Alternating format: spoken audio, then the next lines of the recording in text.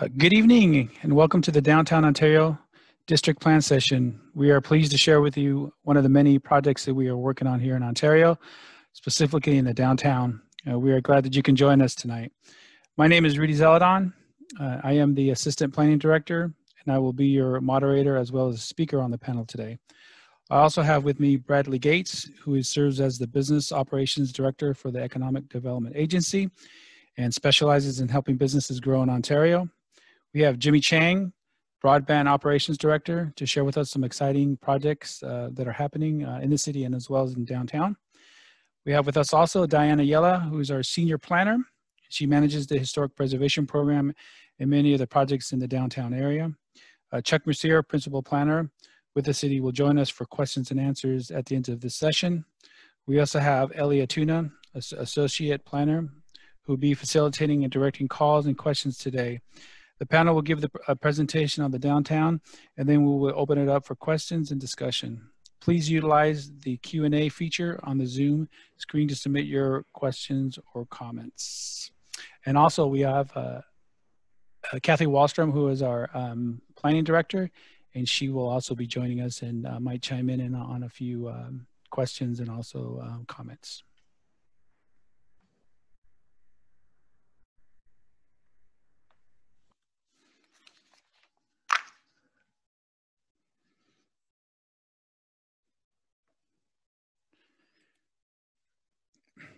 Downtowns are the heart of its community. Its identity can be emotional, prosperous, relevant, vibrant, and bold. Like most historic downtowns, our downtown was once the hub of activity, commerce, and entertainment. Community members and visitors would flock to downtown for events, gatherings during the 1960s and 1970s. A shift occurred away from the downtowns when modern suburban-style shopping centers like strip retail outlets and malls were developed. As retail shoppers flocked to these new places, downtowns began to see a change.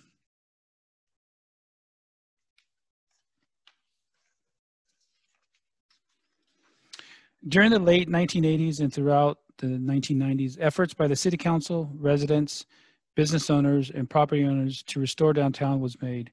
The focus groups, including the Downtown Business Association, the Chamber of Commerce, worked together in the creation and the City Council adoption of the Downtown Design Guidelines. During the early 2000s, the Ontario Housing Authority agency led the effort to acquire property and partner with a Los Angeles-based developer to create market rate residential and senior housing units. Ontario Town Square was constructed, linking Euclid Avenue to the Civic Center. Revitalization efforts, funding, and development has been ongoing and active program for several years and even decades. Most recently was the creation of the Historic Euclid Avenue Revitalization Team, also known as HEART.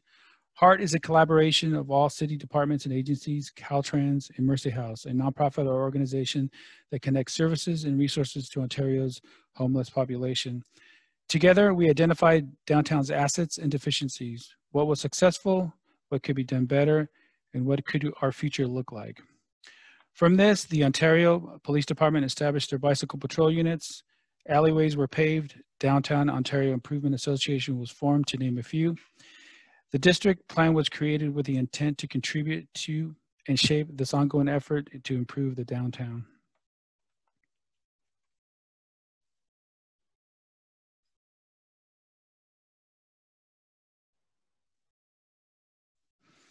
So today's session objectives are: one is to introduce and provide information on the proposed downtown land use district.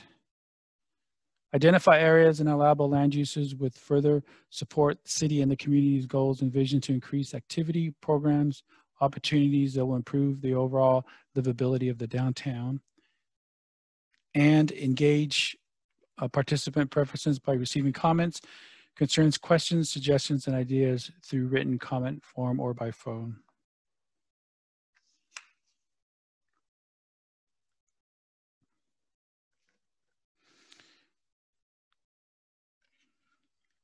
So what is the perception of downtown?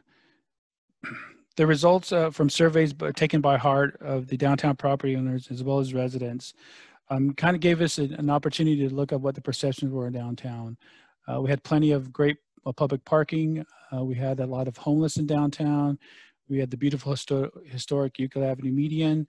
There was lack of housing choices, unsafe alleys, but overall we had opportunity. And what are those downtown assets?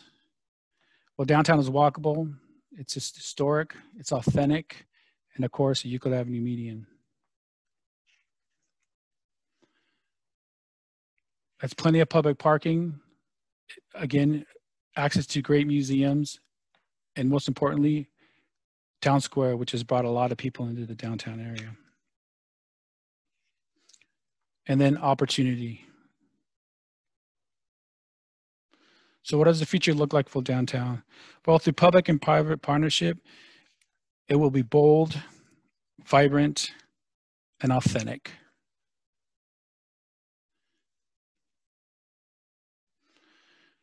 So why would a person choose downtown as a destination with so many other alternatives available? The answer is a strong and authentic sense of place. Character, interest, and charm is not typically associated with regional malls, big box retailers, or suburban commercial corridors. Functional or standardized places create placelessness.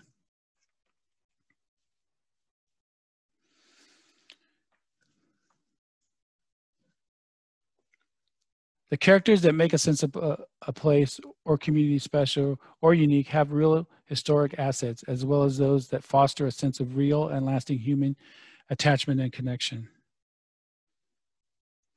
A strong sense of place evokes memories, feelings, and associations.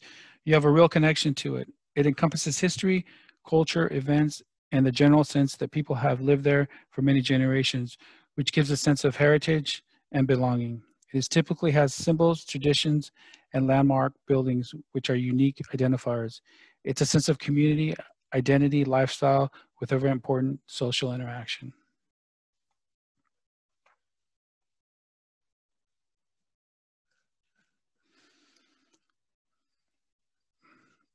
Key elements of the sense of place in downtown district is, downtown is distinct, and it's interesting because it's pedestrian friendly.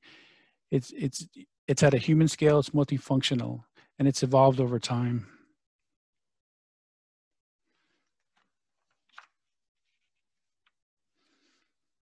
So the guiding principles for the downtown district include neighborhood compatibility, support neighborhood identity and diverse, maintain stability and character.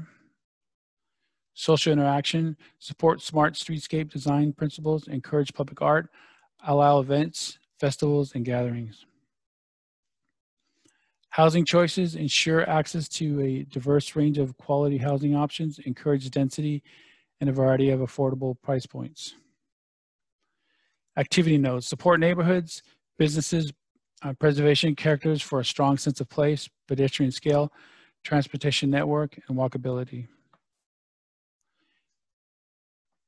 Economic vitality, reinforce the importance of economic health to the overall quality of life and to demonstrate the city's strong support of businesses and economic sustainability.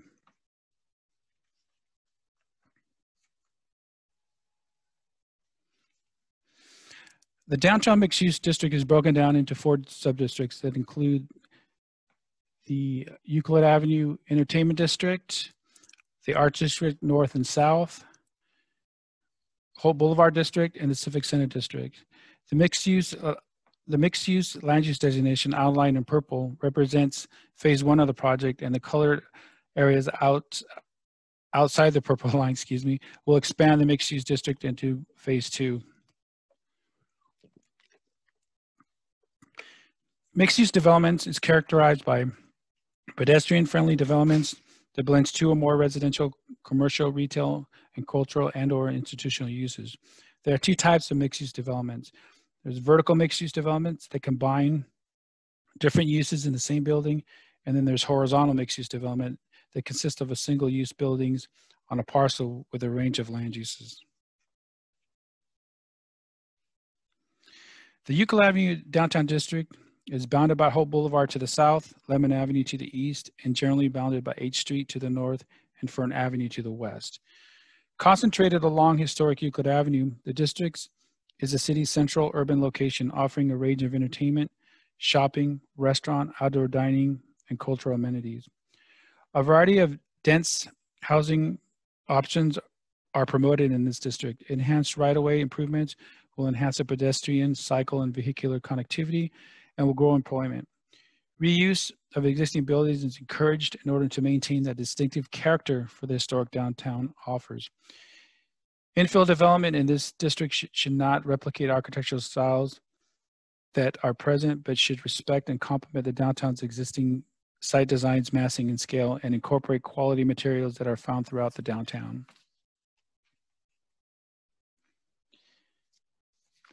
The Arts District, which is generally bounded by Hope Boulevard and Transit Street to the north, Main Street, State Streets to the south, Sultana Avenue to the east, and San Antonio Avenue to the west, is envisioned as a dynamic destination for locals and tourists. This district will create a fulfilling urban experience energized by artists, educational, and commercial activities. The North and South districts are distinguished by complementary land uses with a focus on increasing the number of collaborated events and programs to attract visitors and promote economic viability and boost revenues. Street fairs, artist festivals, restaurants, galleries, work-live lofts, breweries, small-scale manufacturing, and artisan co-ops contribute to the physical and cultural diversity of the Arts District. While encouraged throughout the downtown, public art is a powerful and influential contributor to the placemaking and the growing economy. Artisan, small-scale, and micro-manufacturing can be operated individually or by co-op. These types of new land uses being introduced to the Arts District will support the creation of maker places, which are communities that utilize their historic walkable downtowns and existing smaller industrial buildings to find renewed usefulness. As the cost of businesses entries has been significantly lowered through technology and economic shifts, such as access to online marketplaces, the ability to process sales on mobile devices and affordable tools to be used for smaller production runs gives way to allow for more people to produce and sell their goods at the same location. This supports a small business growth and creates interest, a destination, and foot traffic.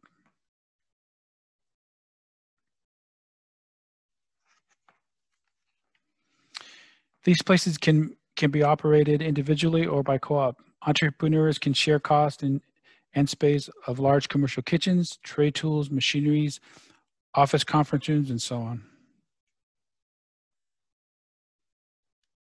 Within close proximity to the Euclid Avenue Entertainment District, the Civic Center District, which is bounded by D Street to the north, B Street to the south, Sultana to the east, and Lemon Avenue to the west, contributes to the community's character and commercial vitality of downtown.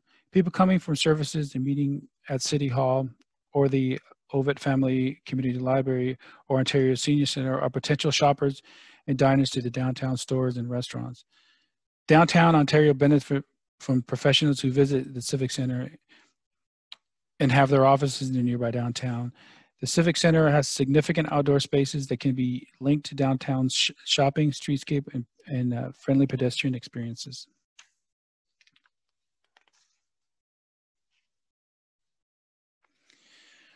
The Hope Boulevard District is a vital west to east link to the downtown, especially from the Ontario International Airport, Ontario Convention Center, and the Hospitality Center.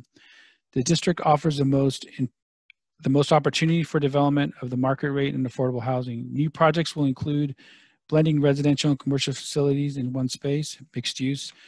Residents will have access to many downtown amenities, including shopping, public services, open space, and high quality transit options, including the West Valley Connector, which is referred to as the BRT, and possibly the future light rail system, creating a transit mobility hub in the downtown. The district should be designed as a significant gateway to the downtown.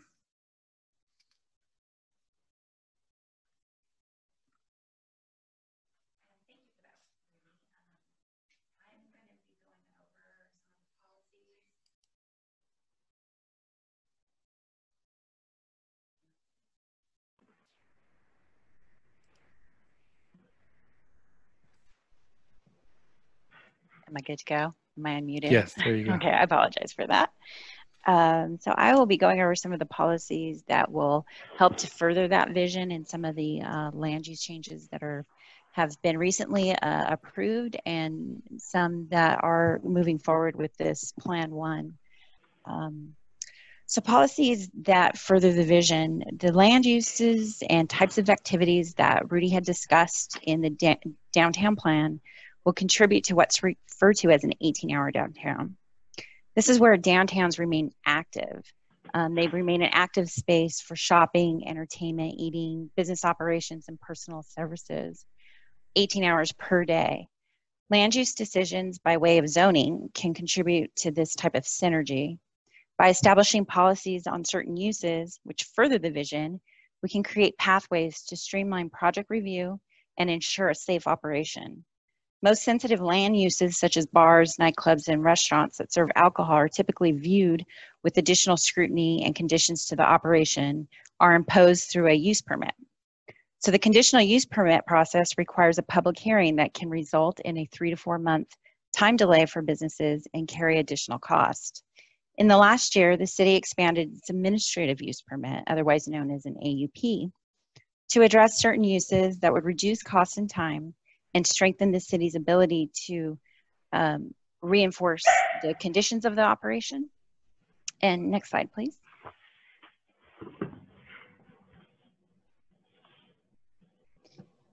It's clear that response to market change needs to be swift, and our governing development codes and land uses need to be adaptable and forward-thinking to streamline and support these operations and overall improve the experience of the user.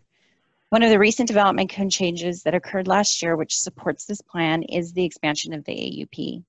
As I mentioned previously, the administrative use permit does not require a public hearing process and can therefore be processed within weeks. It can impose conditions as we would on a CUP and have established a simplified penalty and revocation process. Slide. These are the land uses that are currently allowed through the AUP. Alcoholic beverage manufacturing facilities or small breweries, alcoholic beverage sales for on-site consumption with a restaurant or tasting room, and live entertainment such as an acoustical, a guitarist, in conjunction with a restaurant or tasting room are all allowed. Facilities that are less than 10,000 square feet would be offered the administrative process, and over 10,000 square feet, a CUP would be required. To date, I believe that there's been 2 administrative use permits since these changes were made.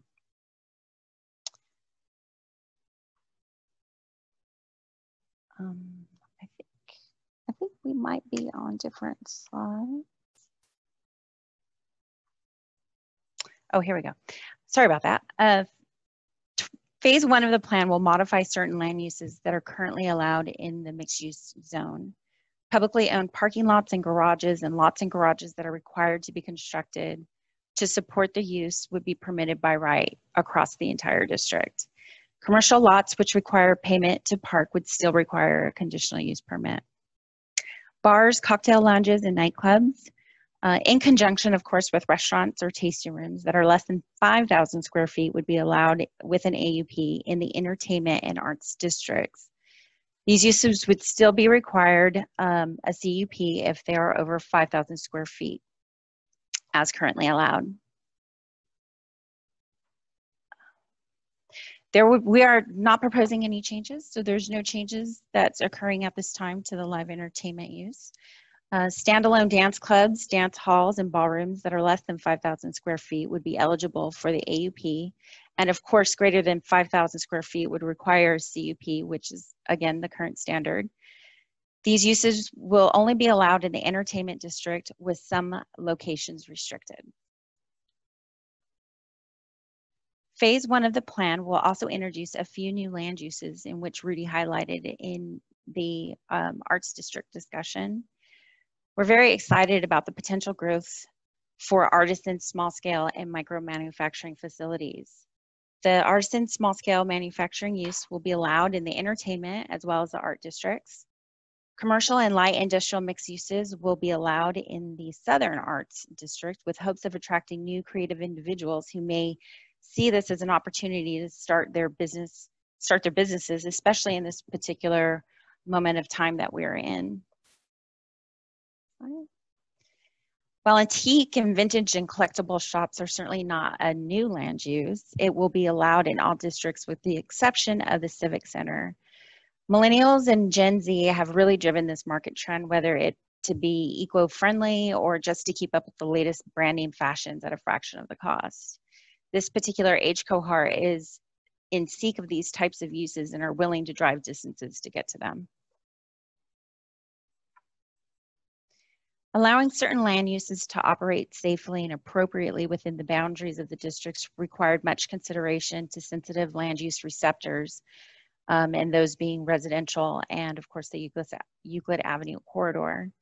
Land uses that typically operate exclusively in the evening hours would not be allowed along the Euclid Avenue corridor or across or from residential neighborhoods. Examples of these uses are nightclubs, dancing, and standalone live entertainment and bars. They will not be allowed on Euclid as shown in green here in our exhibit, or in properties adjacent or near residential neighborhoods, and those are shown here in blue. This exhibit will be referenced when applications to operate such uses are submitted or are being considered. The intent is to allow flexibility of land uses without causing, of course, any negative impact on our resources and assets and neighborhoods. So there are many tools, resources, and strategies to help deliver revitalization to our downtowns. Main Street America is one of the leading advocacy organizations who are dedicated to revitalizing historic downtowns, in which they seek to build vibrant neighborhoods and thriving local economies. Brad Gates, our business operations director, will present their transformation strategies, which have been proven successful in countless cities and towns throughout the United States. So, Brad.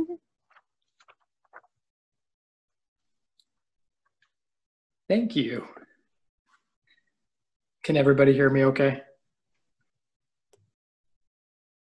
All right. I'm going to make the assumption that you all can hear me. All right. Thank you, Diane. So as Diane talked about, downtown, it's really about transforming the community that exists in downtown. And there are four key factors: the economic vitality of downtown, the design and aesthetics that we see when we're in downtown, the organization, the organizational infrastructure that exists in downtown, the groups and the communities that are there, and then also how we market our downtown, because downtown is not for just those who live and work in downtown, but is also for the benefit is for those who come and visit downtown, and a lot of our business and economic activity is that's vital to having people come and visit our downtown. Next slide, please. So there's a few initiatives that I want to highlight tonight that we're really excited about for downtown.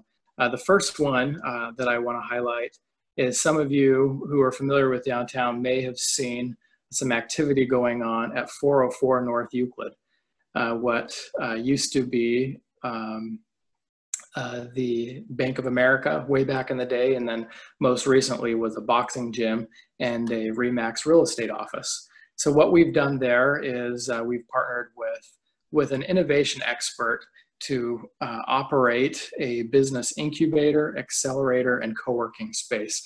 And this is called Fourth Sector Innovations. And the purpose of this facility is to assist startup companies with establishing and moving on to that next step of business formation, all with the end goal of creating new businesses, economic activity, and jobs in downtown. So you'll see a couple pictures of the space there. It's a really beautiful space that our partner, his name is Kevin Meredith, has completed there. Eventually, there will also be a gourmet coffee shop as well in the front of the building that's going to be accessible to the public. So again, another great business in downtown, and we hope when it's fully up and running. Of course, the grand opening was scheduled for the week of the stay-at-home order, And so that's put a little bit of a delay in the opening of that facility, but we're excited for the prospect of having, upwards of 50 small businesses here in this office every day in downtown. Next slide, please. There's a lot of development activity that's going on in the downtown. You're probably familiar with the Bank of Italy. That image there that you see is a historic image back. You see there, it says Bank of America on that, which was Bank of Italy was the predecessor to Bank of America. And it's a beautiful historic building. And the picture on the right of that is how you see it today. And obviously we're excited about the plans for that project. We've partnered with a developer, Brand Pacific Development, who is doing an adaptive reuse project. It's going to be a really nice restaurant. We're going to be utilizing the rooftop that overlooks Ontario Town Square. There's going to be an outdoor patio, again, that looks over Town Square. So it's going to be a really, really beautiful project that in the end, I believe is going to be a real draw for downtown. The next project I'll talk about is the C block. You see a rendering there. That is the block between C Street and D Street on the east side of Euclid. And what you're looking at, that rendering, is that's a conceptual drawing of what you would see if you were standing on Euclid Avenue facing east. Will be ground floor, street fronting retail space. They're on the ground floor with 3 stories of apartments above, approximately 150 market rate apartment units, which is going to be really great because that's one of the really important components for the success of our downtown is there's a lot of people that drive through Euclid. There's a decent daytime population with the city offices and the county and other businesses in the area. But at nighttime, there's not as much population in downtown. So this will bring, again, upwards of a few hundred residents in the downtown, which will really help the nighttime activity and really support the retailers and restaurants in the downtown area. And then the last thing I'll talk about is we've partnered with a number of businesses on the improvement of facades in the downtown. You see there a before and after picture of Yamamoto Optometry, who is a long time business owner here in downtown Ontario. And it's beautiful to see what he did, redoing the facade. He redid the glass, all new signage, and it just turned out really, really nice. And him and 3 other downtown property owners so far have participated in the facade program, and we're excited to see the aesthetic improvements that have been made through this program, and look forward to working with additional property owners in the future on improving facades in downtown. Next slide, please.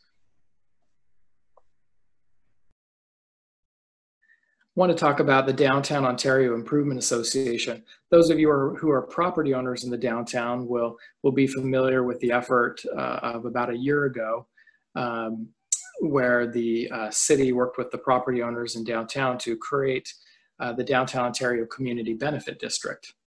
That is a benefit district that's funded by property owners in the downtown to provide maintenance and security and branding services that are above and beyond the basic city services that the city provides. And this district is managed by the Downtown Ontario Improvement Association. They have an executive director and a board of property and business owners in the downtown. And their job is to oversee these funds that are collected from the property owners and ensure that they're being used on projects and on maintenance services that are important to the property owners in downtown. And those who are familiar with downtown will see a marked difference in the cleanliness of downtown just in these last few months. these services have begun to be provided. I know just for myself, when I walk down Euclid Avenue today, it's so much cleaner. The amount of trash and debris that you see in the area is just significantly reduced. They're pressure washing the sidewalks, again, taking years, decades and decades of grime and gum off of the sidewalks, which is a very difficult task. And so we're pleased with what they've done so far and look forward to seeing the continued improvement that they make over the next 5 years. And then hopefully onward beyond that. Next slide, please.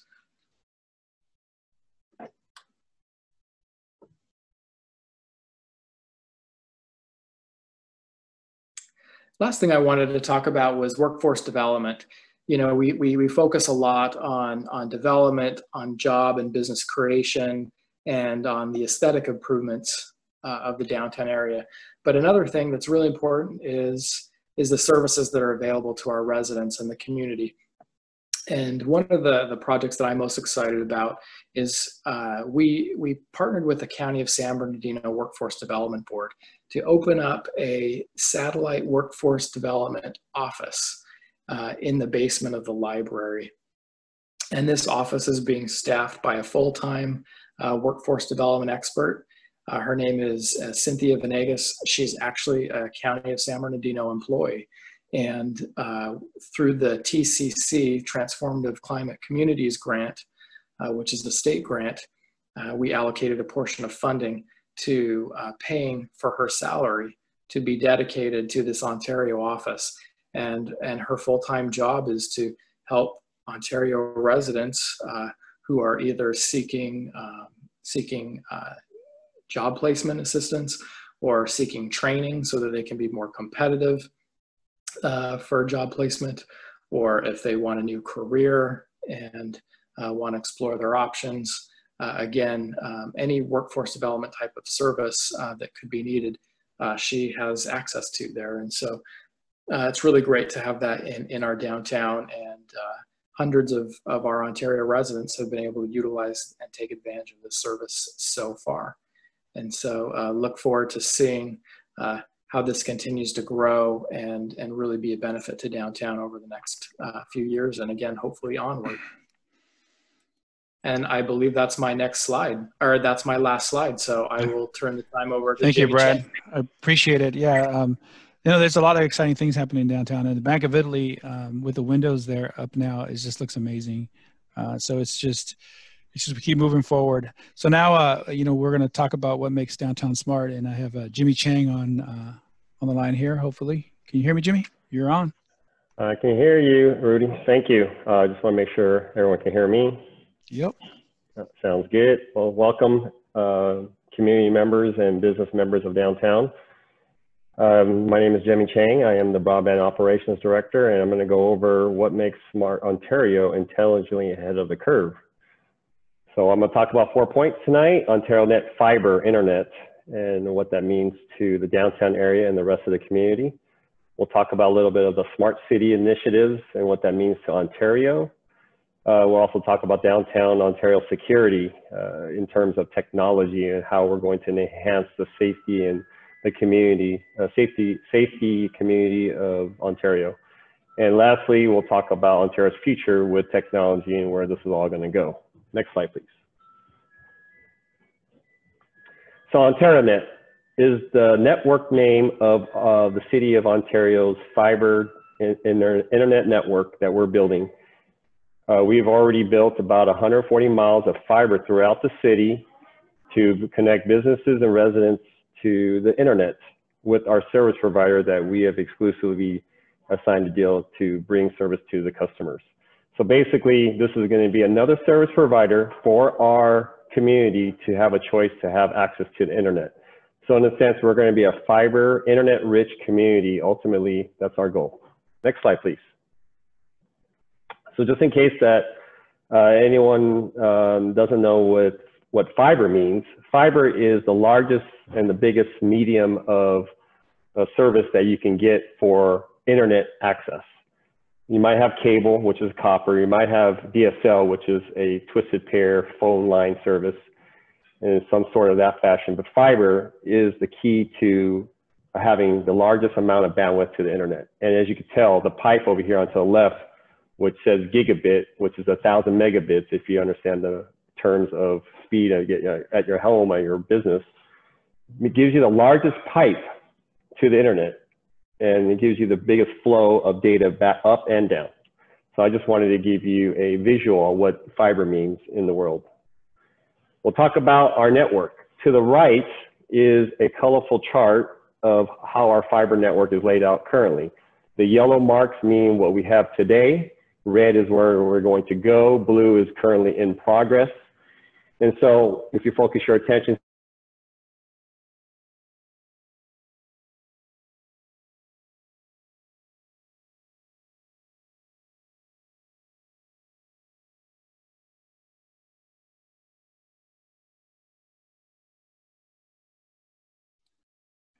I think we have lost Jimmy here. Let's give him a couple minutes. Maybe he'll come back on here.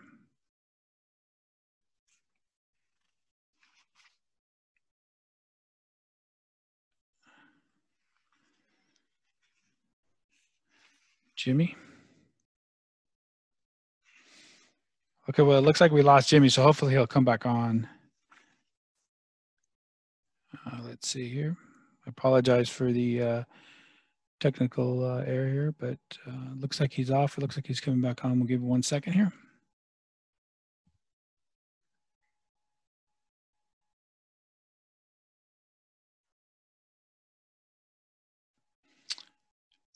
Okay, sorry about that, guys. You guys still hear me? Yeah, we're here. Well, good thing I have my backup technology ready to go. Sorry, I'm on my smartphone. You didn't have Ontario Net. That was your problem. That is my problem, and something that I really want in my city too as well. You need Ontario Net, man. Prime example. So just real quick, going back to the map here, the red area in the left image is where we're going to be building in downtown, and we're going to be further building up north after we get some additional funding. So let's go to the next slide. So what is smart city? We talked about earlier, Brad had talked about the 404 Business Incubator Center at 404 North Euclid.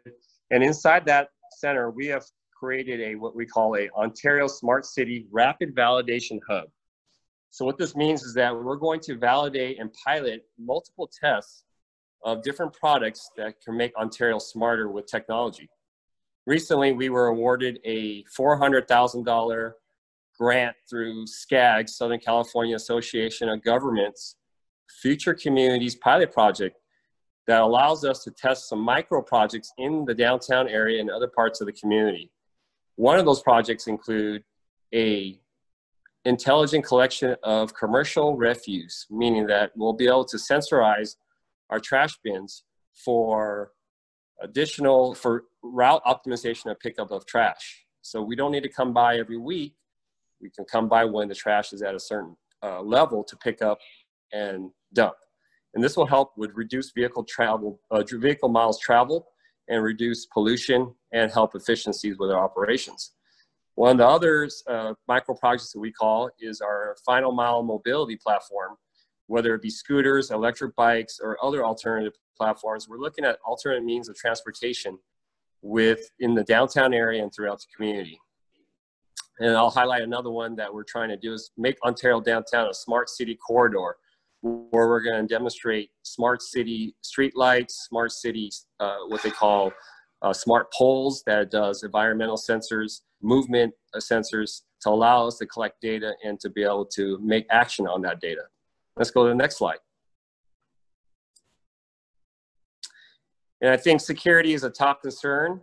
So I wanted to demonstrate here that we are already building a security network, a security camera network in the downtown area, starting from our Ontario Square Park over to the Conservation Park, to the library. And we recently put up some new cameras along B and Euclid around the Bank of Italy.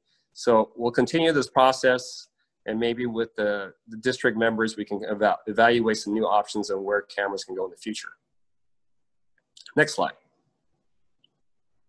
So the ultimate end game, and this is a futuristic view of where we want to be, is how everything will be interconnected to each other, whether it be a car, whether it be a person on a mobile device, whether it be a bicyclist, whether it just be a signal. We'll be all in communication. For example, eventually, this is actually being tested now with Volvo, I believe is Audi and GM, that the cars will be talking to our traffic signals. We'll eventually be talking to our people crossing the street that notify them if there's a safety hazard that's coming down the road where the car is not stopping in time for a red light. And the red light will signal to the car to stop because the person's not paying attention to the street ahead. So that's where we're ultimately going to get to, where we're going to have infrastructure with fiber, we're going to have infrastructure with smart city tools and devices that keep us all connected and safe through the downtown and ultimately the entire city. Next item. So the big thing here is that we can dream as a city, we could dream as one person, but we need to dream together to make it a reality. So we need a constant collaboration, and I applaud efforts from the planning department, the city, economic development to bring together this district, and hopefully we can get somewhere with all of our projects and initiatives that keep on going. So my quote of the day is to gigabit and beyond if gigabit resonates with you. Thank you. Alrighty. Thank you, Jimmy and Brad. Those are exciting things happening in Ontario and as well as downtown. As we mentioned, successful revitalization takes many partnerships, programs, and resources, and working together to achieve that common goal over time. The Downtown District Plan will move forward with phase one. With phase one, here we go. We'll move forward on to Planning Commission, City Council. So currently we are at the community input level. From July 29th to the 25th, we will be receiving comments that you can go onto our website, the planning department, and you can add your comments. Planning Commission is anticipated August 25th to consider the proposed land use district as well as the recommendation to City Council. City Council is anticipated in September or maybe October, and they will take final action on the downtown land use plan. With that, I'm going to open up for questions and comments, and I believe we have at least 14 people that want to speak here. And then we also have some question and answer, correct? Okay. Hi, yes, it looks like we have one question submitted so far in the Q&A from the Downtown Improvement Association. They would like to know if the AUP runs with the property like a CUP would. Good question. It does run with the property. There are certain restrictions, but it's similar to a CUP. The only difference is that it's just the streamlined process is quicker, and it also allows us to be able to monitor and for lack of a better word, police the use. But it does run with the land, yes.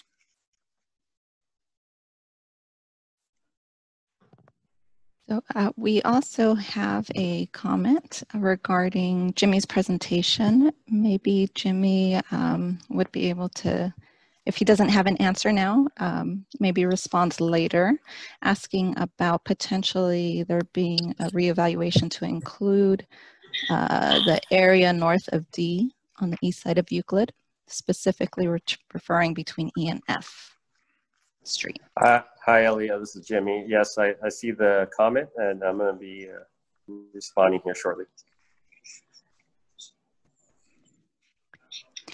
So again, if anybody has any questions, please use the Q&A box. And if you would like to speak, please put that in the chat so we can unmute you as well. Okay, so I have one person with their hand up, is Jack. Hi, Jack. Do you have a question? Hello.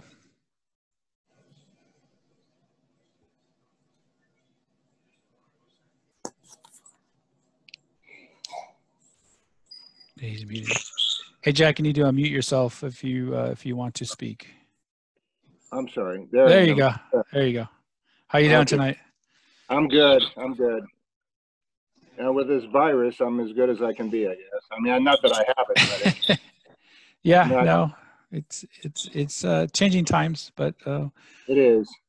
One of the things is with the parking on Euclid Avenue by the tenants who live above the buildings there, and I'm wondering if, well, my statement basically is we need to address exactly where they should be parking, and we need to make sure that the signage is okay on those streets.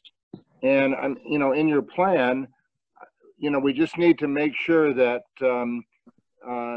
that there's a good and comfortable place for them to park their cars, because what they're doing is they're parking their cars in front of the businesses and leaving them there for long periods of time, which of course prevents customers from parking there. The only other thing, and also like with overnight parking, I'm not sure what the plan is with overnight parking.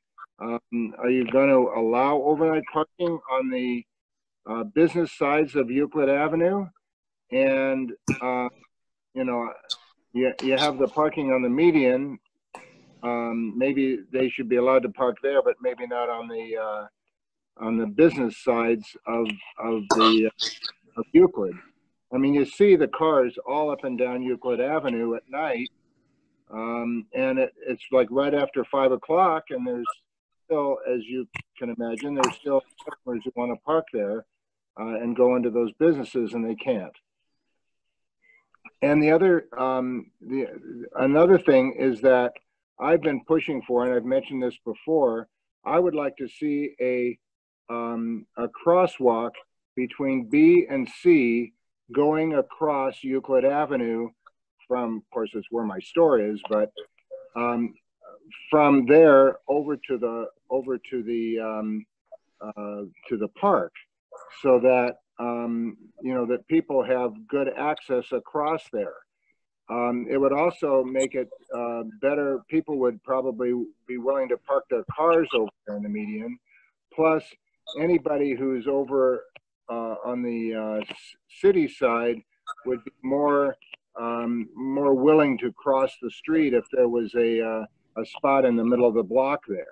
It just seems, and a lot of cities have that, and it just seems like it would be, you know, with signals and the flashing crosswalk lights and all that. So I was just trying to throw that in there, that it would be a really good thing for the city to have in the future when they draw up all these plans. And I just applaud all the plans. I think that you guys are all headed in the right direction, and I thank you. I applaud everything you're doing. And that's, oh, the only other thing, at one point, like within the last year, you were talking, the planning department, I thought, was talking about diagonal parking along Euclid Avenue. Is that still in the picture? Not currently, but we are we're still evaluating. And just quickly to answer your question, I think one of the unique things about this plan is that it's going to be ever evolving. What I mean by that, there's many components to this. Right now, we're just looking at the land use plan. We are going to be looking at a parking plan for downtown. We do have a lot of city-owned parking lots. We do have a parking model that lets us know how many parking spaces out there based on square footage. Based on square footages of buildings. But one of the components we'll be looking at parking and how we address parking, especially on Euclid Avenue. You know, a successful downtown has a parking problem, and that's most places that you go in these unique downtowns. It's hard to find a parking space. So those areas in front of the frontage of a Euclid, we'll have to really look at those and maybe limit the parking in terms of either some type of either meter parking, or you go to some type of limited parking. Not sure at this point, but I think that's something that we know we have to look at and address. And then the second is the mobility plan. One of the components to this downtown is a mobility plan, and the mobility plan is going to look at transit options for downtown. Downtown is going to be a destination in terms of a transit hub, but with that is also very pedestrian oriented, and so we are looking at Euclid Avenue and how do we get people across Euclid Avenue, because it takes two lights to get across. So some of the things that we're working on at the mobility plan is looking at bulb outs where we can make that connection from east to west easier for pedestrians to cross. So we are looking at those, and that's another component of the mobility plan that will be probably coming forward with that probably in the next year or so. Our engineering department, our traffic department has been working on that for the past several months. And so we'll be working on that plan. So we're excited. Again, there's a lot of components to this, and hopefully it'll all come together. But thank you for your comment. That's great. Thank you.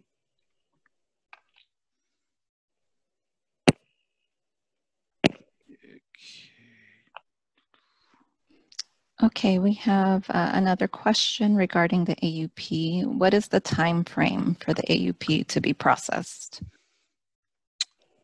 So the administrative use permit, the process time on that, typically we try to get it done within about a week.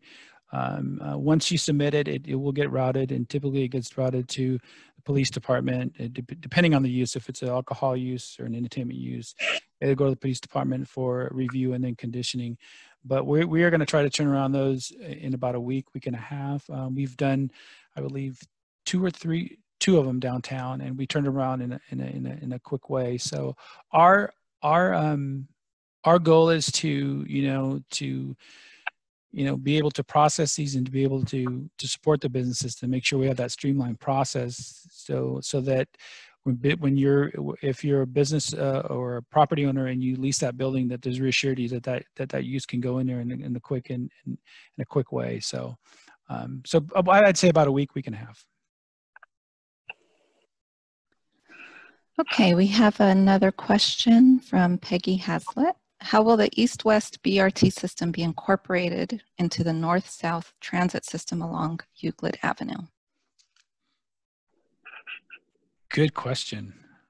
So, well, one of the things is the Euclid Avenue is a future BRT route, and the West Valley Connector, there will be a station in downtown just on Euclid, and the idea that as we go forward and new technology such as what we're calling our zero emission vehicles come into play, there's opportunities to go north and south on Euclid down to the Ontario Rancho, and then up north up to the 10 and further. So the future is bright for transit. Again, one of our goals is to make sure that we set ourselves up to have the ability to adapt to transit as it comes through. Hope Boulevard, is a major transit corridor. It's the highest ridership in San Bernardino County, and so we are hoping and doing the right things to be transit ready for that day when it comes.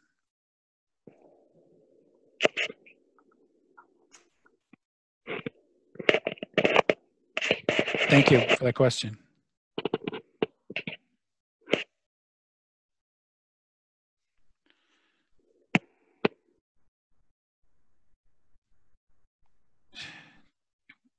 Anybody else, Ellie, on there?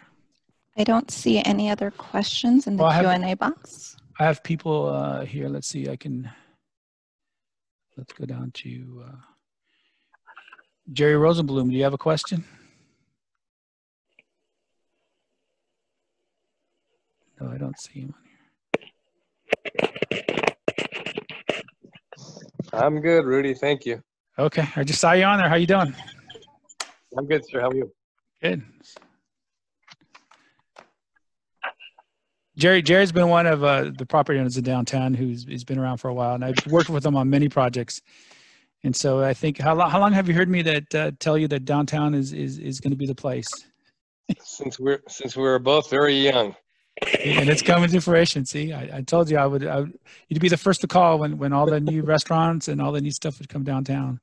That's looking good. Let's No, keep up the good work. I appreciate all your efforts though. You've been a great property owner, and I really appreciate that. So Thank you thanks. so much. Okay. I do not see anybody else that wishing to speak. Hey, Rudy, this is Kathy. Hey, Kathy. Great presentation.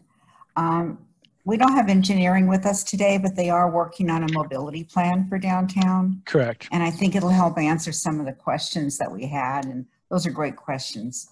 We're also working on developing a parking structure over on the C block at Lemon. There's one as well. So that will help alleviate some of the parking issues that have been commented on. We also have a transfer station. Omnitrans has a transfer station downtown that will stay in place, that will help people move from the bus line to the BRT in the future. So I just want to make those comments. No, but there is another layer coming, which will be the mobility layer. So exactly, stay tuned. and that's something that we're working on currently, and I'm pretty excited about. That was Kathy Wallstrom, our planning director, by the way. I'm sorry, Ellie, is there another question? I can see my...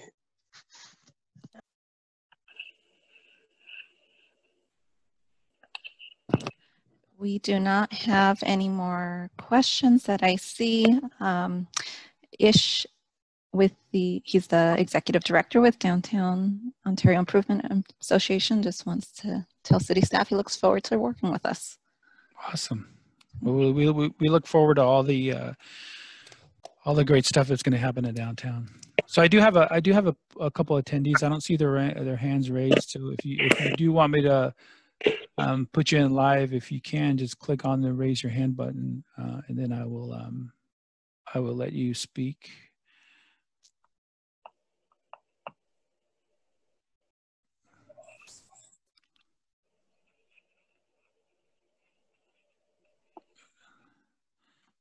Let me see if I.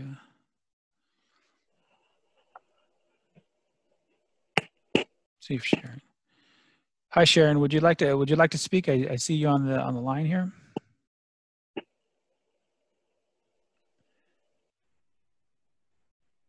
No. We'll give it a couple more minutes, see if any more questions come up.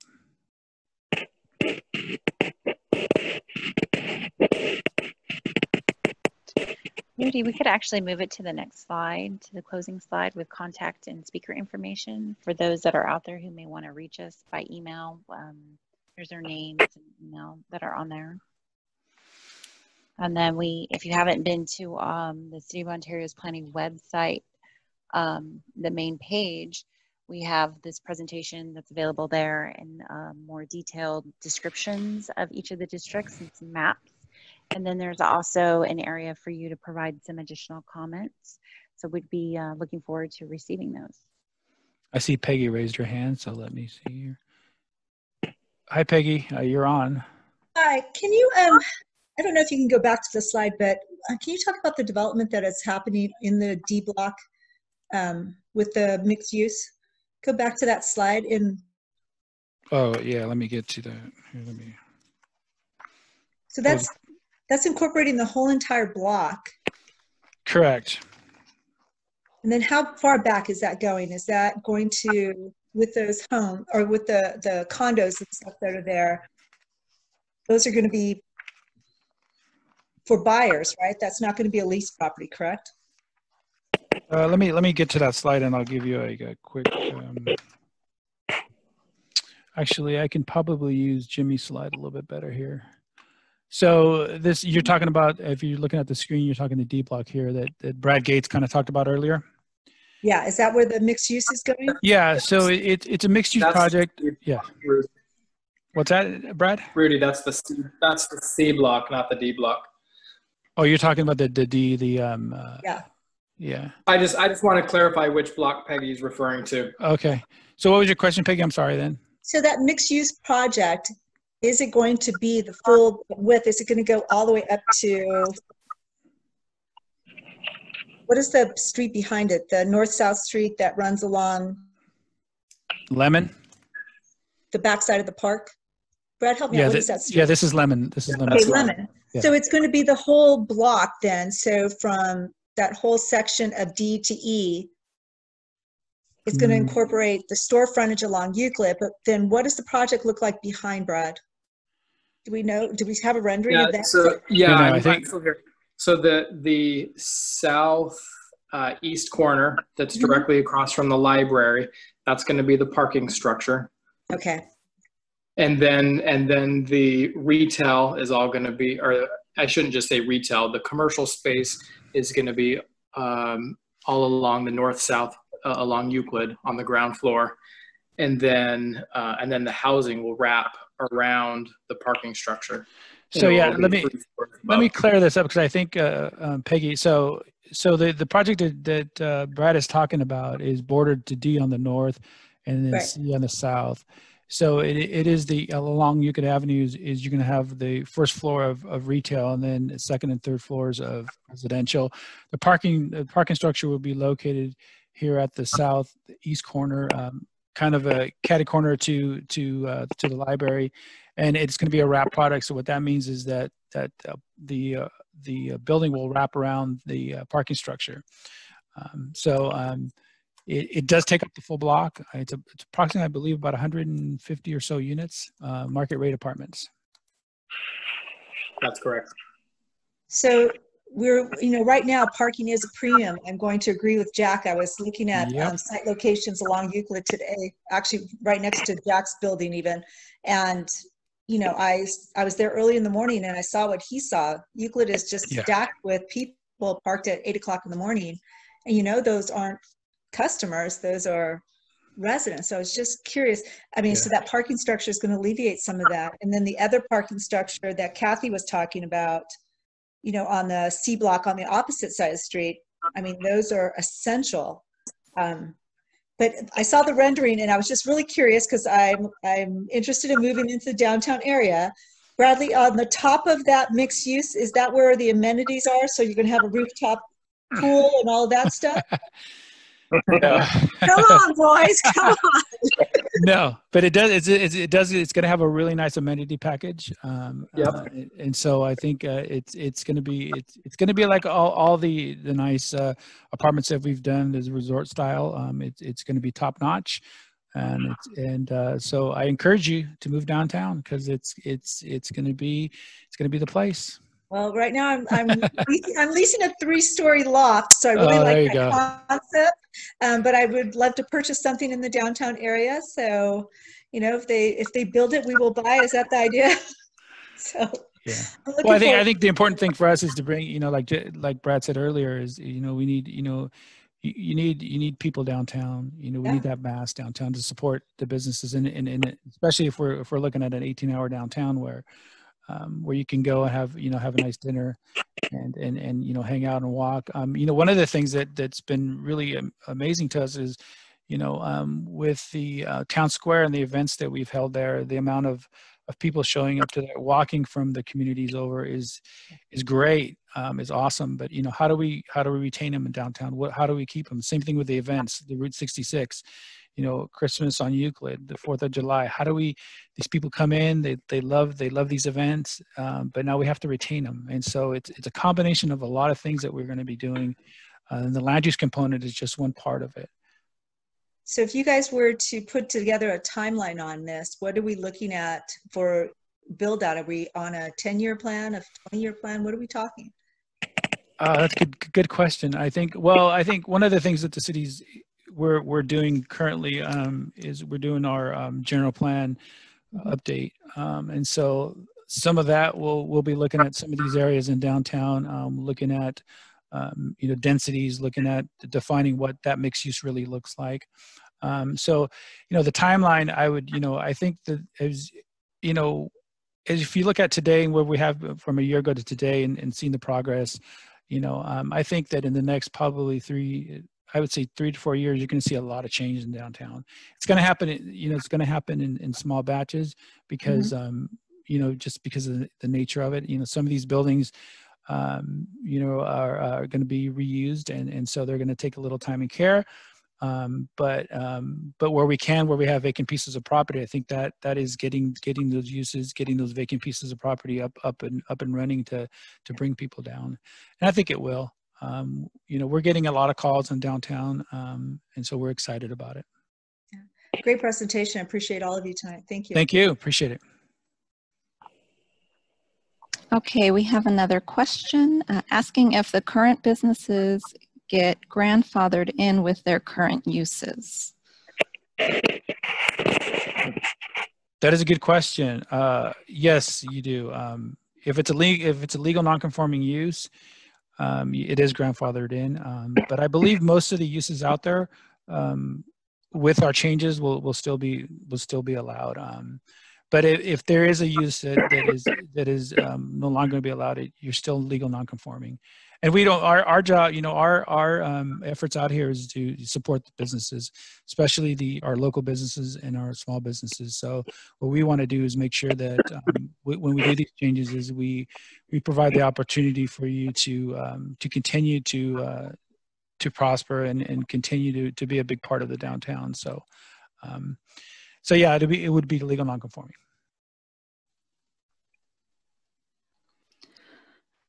Those are all the questions that I see in the chat and the Q&A box. And if anybody else would like to speak, you can either raise your hand or type into the chat or Q&A box. I don't see anybody else. Okay. Well, I want to take this time to thank the panel. You know, I guess it's been a work in progress. It's still going to continue, but I appreciate everybody taking the time out, especially during these times, to join us. And feel free to send us your comments. The screen here has our emails. You can go to the planning department website. There's a comment box. You can email us, and we will respond in a timely manner. Again, I want to thank you know, Diane, Ellie, Brad, and Jimmy for helping us out, and Kathy for joining us. And then we have Chuck in the background, who is our development code guru, so he didn't have to answer any tough questions. So that's good. But other than that, I guess that's going to do it for tonight.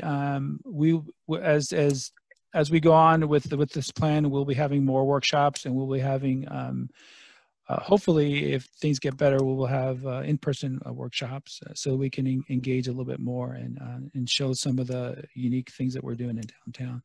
But with that, I'd like to thank everybody again, and hopefully we will see you very soon. Thank you very much, and have a great night.